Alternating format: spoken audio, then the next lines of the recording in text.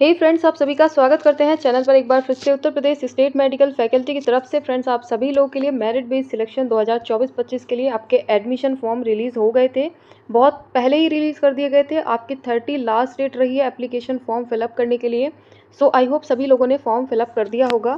तो चलिए आज बात करते हैं 10th और 12th की जो मेरिट लिस्ट है वो आपकी किस तरीके से तैयार की जाएगी, कितने रैंक तक कॉलेज आपको अलॉट होने वाले हैं। तो यहाँ पर पूरा इन्फॉर्मेशन आपको मिलने वाला है। तो काफ़ी जो स्टूडेंट्स हैं उनको नहीं पता फ्रेंड्स कि ये प्राइवेट और गवर्नमेंट दोनों के लिए है या नहीं है। तो अभी इसको क्लियर कर देते हैं फ्रेंड्स। यहाँ पर देखिए, Uttar Pradesh state medical faculty last year आपके कह सकते हो कि प्राइवेट और गवर्नमेंट दोनों के लिए करवाती थी, बट इस बार प्राइवेट को हटा दिया गया है लास्ट ईयर से।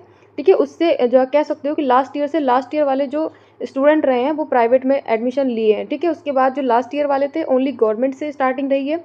ठीक है, एडमिशन की, और इस बार भी सिर्फ और सिर्फ गवर्नमेंट के लिए ही यहाँ पर फॉर्म रिलीज़ किए गए थे आपकी ऑफिशियल वेबसाइट पर। तो चलिए बात कर लेते हैं अपनी रैंक के अकॉर्डिंग यहाँ पर किस तरीके से आपको कॉलेज अलॉट होते हैं, कितने रैंक तक अलॉट होंगे, मेरिट लिस्ट कैसे आपकी प्रिपेयर की जाती है, आपकी हाई स्कूल और इंटरमीडिएट की मार्कशीट को यहाँ पर देखते हुए आपकी जो मेरिट रहेगी वो क्या आपकी रहने वाली है। तो सारी कन्फ्यूज़न यहाँ पर क्रिएट जो हुई है फ्रेंड्स आप सभी को, वो यहाँ पर अब दूर हो जाएगा। तो चलिए स्टार्ट कर लेते हैं वीडियो।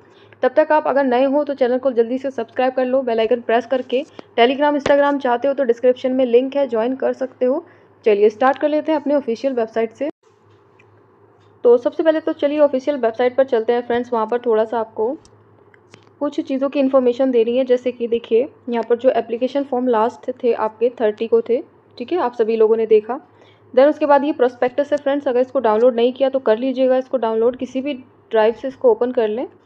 तो यहाँ पर सारी चीज़ों की जो इन्फॉर्मेशंस है वो आपको मिल जाएगी। ठीक है, लास्ट में चलते हैं तो यहाँ पर आपको शो हो जाएंगे बहुत सारे कोर्सेज आपको दे रखे हैं, और यहाँ पर आपको कॉलेजेस के नेम भी दे रखे हैं। बहुत सारे कॉलेजेस हैं जो कि सारे के सारे गवर्नमेंट हैं।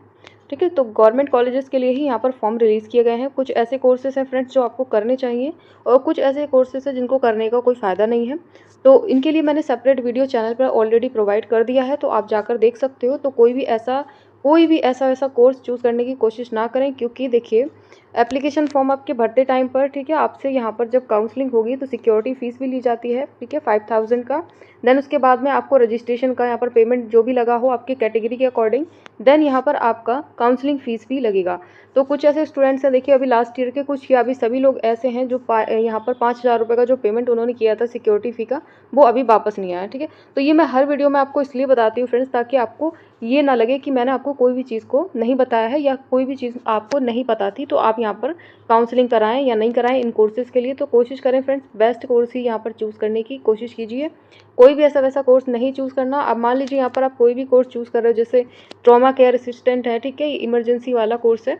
तो अब यहाँ सीटें 50 है, बहुत से लोग ऐसे सोचते होंगे कि यहाँ पर जो सीटें हैं और सीटों को अकॉर्डिंग जो यहाँ पर आपकी प्रेफरेंस, अगर आपने इसको रखा है प्रेफरेंस में, यानी कि आपने काउंसलिंग कराई और उसको प्रेफरेंस में रखा, अलॉट हो गया, देन 6 मंथ का ये कोर्स है, तो बट इसमें आपको कोई फ्यूचर है नहीं है। ठीक है, तो ऐसे कोर्स आपको चूज़ नहीं करने हैं। तो इन चीज़ों के लेकर आपको यहाँ पर अवेयर रहना है। तो उसके बाद देखिए यहाँ पर आपके जो कोर्सेज़ के अकॉर्डिंग यहाँ पर दे रखा है आपको मेडिकल कॉलेजेस हैं, तो इन कॉलेजेस के बारे में भी आपको सबको पता होना चाहिए।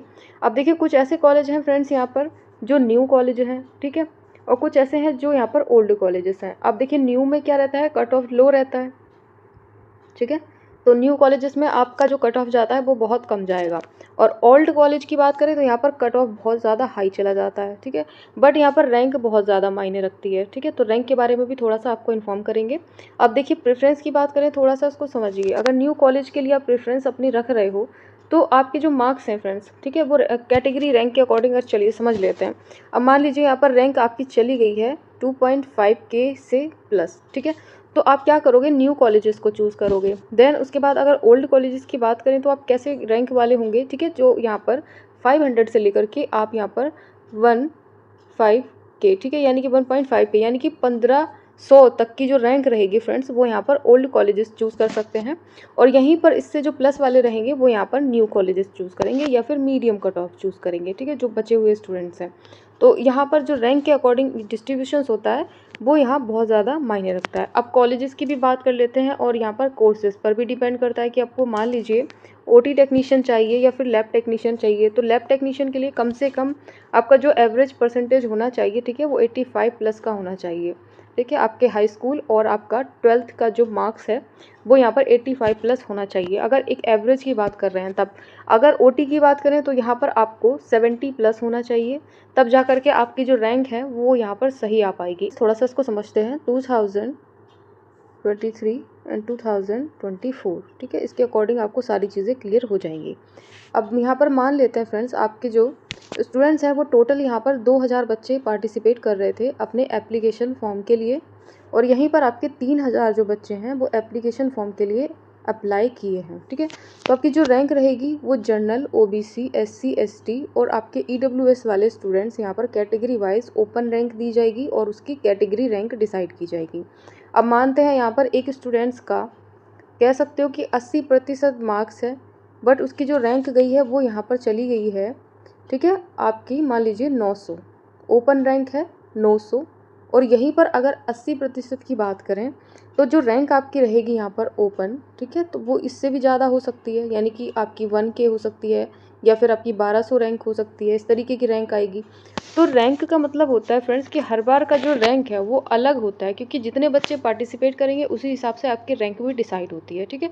अगर यहाँ पर 80% पर आपकी रैंक 900 आ रही है, तो जितने बच्चे जहाँ ज़्यादा पार्टिसिपेट करेंगे तो उतनी रैंक भी आपकी बढ़ जाती है, और रैंक बढ़ जाने का मतलब है कि आपको जो चांसेस होते हैं कॉलेज मिलने के वो थोड़े से डिक्रीज़ हो जाते हैं, बिकॉज जितनी रैंक अच्छी होगी, अच्छी का मतलब रैंक कह सकते हो 500 से लेकर के आप 1000 तक के बीच की अगर रैंक रखते हो तो ये रैंक आपकी बेस्ट है। इसके लिए आपको बेस्ट कॉलेज भी अलॉट हो जाते हैं, बेस्ट कोर्स भी अलॉट हो जाते हैं, और यहीं पर अगर रैंक आपकी 1500 से लेकर के 2000 तक के बीच की चली गई तो आपको तब भी चांसेस हैं कि सेकेंड राउंड में आपको कॉलेज अलॉट हो जाए।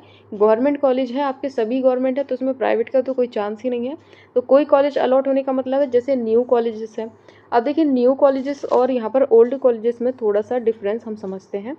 तो न्यू की अगर बात करें फ्रेंड्स, तो न्यू हमारे जो कॉलेजेस का कट ऑफ जाता है वो बहुत ही लो जाएगा, ठीक है। तो न्यू की हम बात करते हैं, लो कट ऑफ कॉलेजेस हम इन्हें कह देते हैं, ठीक है। लो कट ऑफ कोर्स के लिए भी आप इनमें ट्राई कर सकते हो।